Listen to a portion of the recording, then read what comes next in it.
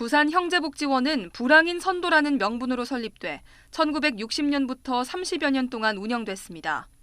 특히 부산시와 형제복지원이 위탁계약을 체결한 1975년부터 1986년까지 3만 8천여 명이 수용됐는데 일반 시민과 고아, 보안사범 등도 끌려가 강제 노역과 폭행, 성폭행 등에 시달려야 했습니다.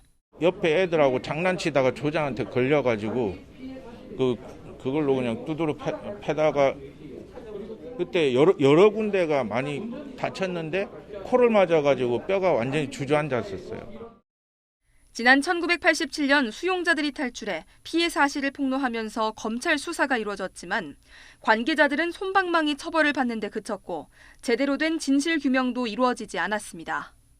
이후 35년 만에 형제복지원 사건은 국가 공권력에 의한 중대 인권침해였다는 국가기관의 첫 판단이 나왔습니다. 진실화해위원회가 첫 진상규명 신청 사건으로 접수해 사건을 조사한 지 1년 3개월 만입니다.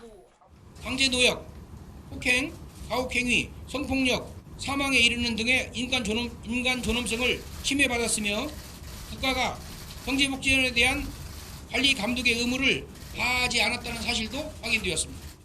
이번 진상규명을 통해 정부가 인권침해 사실을 알면서 방조한 사실도 드러났습니다.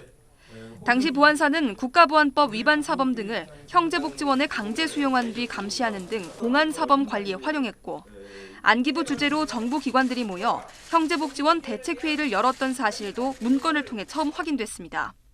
진실화해위는 형제복지원 강제 수용의 근거가 된 내무부 훈령 자체가 위법적이고 위헌적인 규정이었다고 지적했습니다.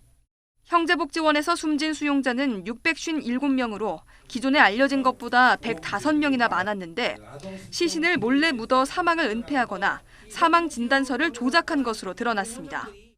연도별로 사망자 숫자가 확인이 됐고 그 연도별로 확인된 숫자들을 더해보니까 지금 알려진 것보다 약 100여 명 정도 더 많다 이렇게 확인을 할 수 있었습니다. 진실화해위는 국가가 형제복지원 강제 수용 피해자와 유가족들에게 공식적으로 사과하고 트라우마 치유 지원 방안 등을 마련하라고 권고했습니다.